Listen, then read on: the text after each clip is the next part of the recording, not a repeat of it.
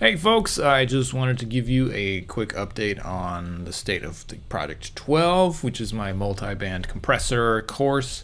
You may or may not have known that I was working on this.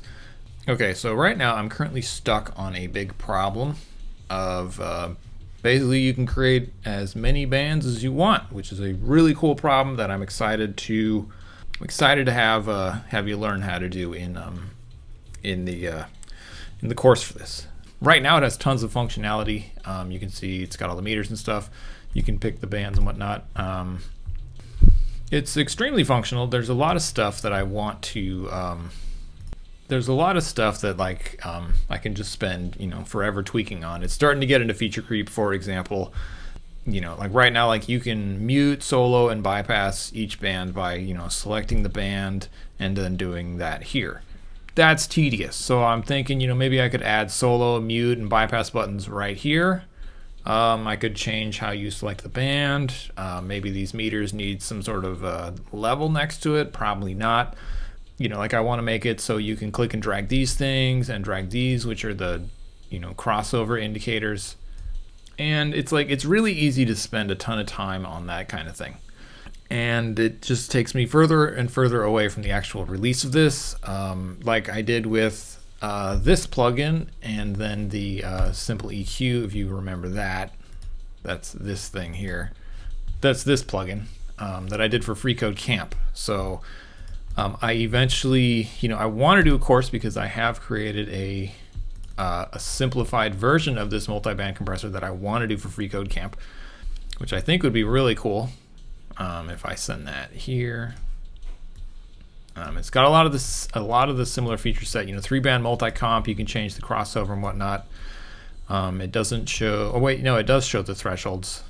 So it's like a similar feature set, but it's just like it's turning into feature creep. For example, one of the things I was thinking about adding was this same mid-side thing that's here in this Project 11, which is basically a clone of the Logic channel EQ. You can do mid-side, you can do dual mono, or you can do stereo. Right now this is a stereo plugin, so that means the compression is applied to both left and right channel at the same time. If I did make it dual mono or mid-side, like what does this display show? Do I make it pop down and show a second spectrum analyzer with threshold and crossovers? Do I give it another set of crossover controls with meters below it? Like what would the GUI look like? It's just a decision that doesn't really, it just adds another layer of things to work on and try to figure out, which is just taking away from releasing this thing on Freecode Camp and then making this course actually available. Same goes for do I want to add this automatic gain compensation unit to this? That's what this little red thing is supposed to be. I would put that there. Like right now each band has its own, let's see if I play this again, each band, we're in band 3 right now, each band has its own makeup gain, and you can see here it's really being dipped out. So if I were to boost that up, it comes back, but it's if I had automatic gain compensation, why would I have these makeup gain knobs? Do I want it to be you can pick and choose? What about this output gain? How does that affect the whole thing? So it's stuff like that, which is they're just decisions that need to be made, and they just take time and energy to implement and think about it. That sort of thing.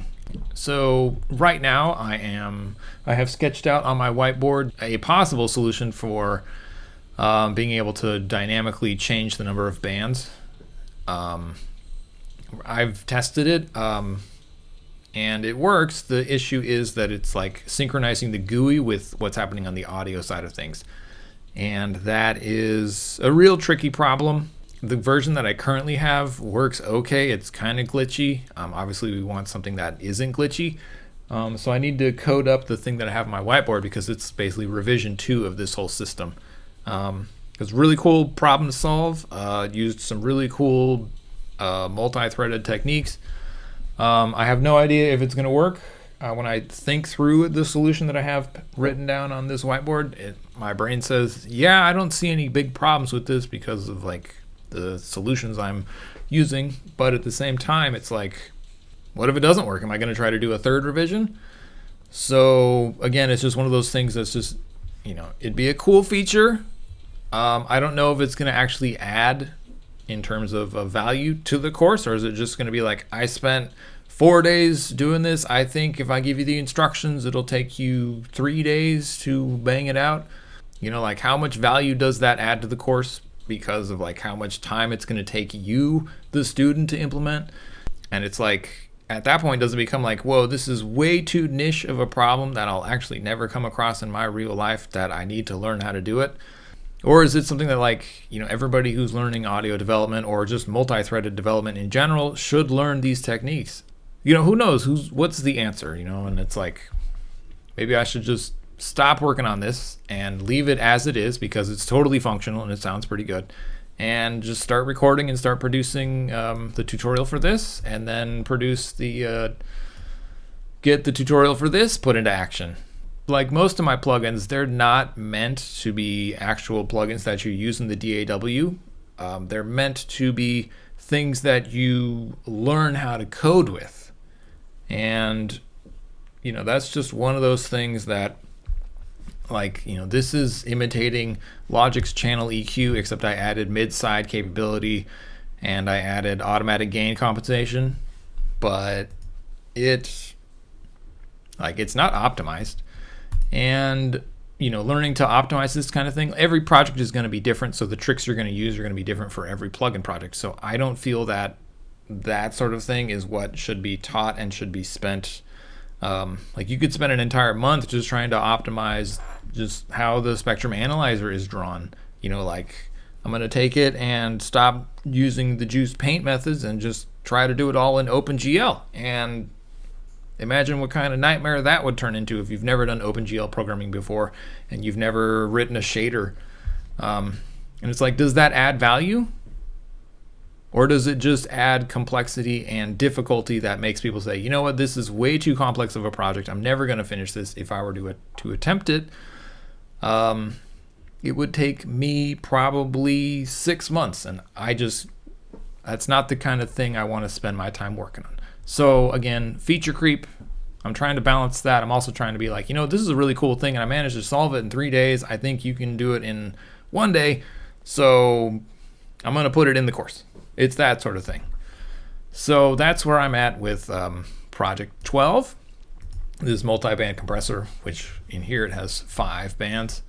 The thing I have can do between 2 and 8 bands, which is very cool. I'm not sure if I want to do mid-side. I'm not sure if I want to do dual mono because I'm not sure how the GUI would change if I were to do that. Yeah. So anyway, that's where I'm at with this thing. Thank you for checking this out, and also thank you for the 16,000 subscribers. That's pretty cool. And yeah, I'm hoping that I can just make decisions about this thing, commit to them, and then bang the code out, and then get this so you can basically get the knowledge that I gained from this and apply it to your own projects, because that would be the best thing. All right. Thanks for tuning in, and thank you for supporting my courses. Thanks for supporting Cordy app. Thank you for supporting just all of my adventures, including MatCat Moto and all that fun stuff that I'm doing on the side to kind of burn away the stress that goes with working on this kind of stuff.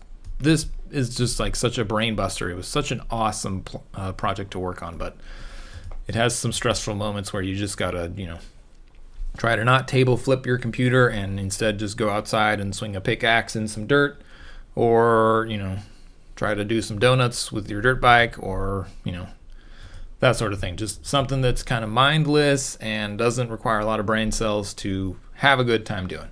All right. This video has gone on long enough, so I'm going to wrap this up. Thank you again for tuning in, and I'll see you in the next video.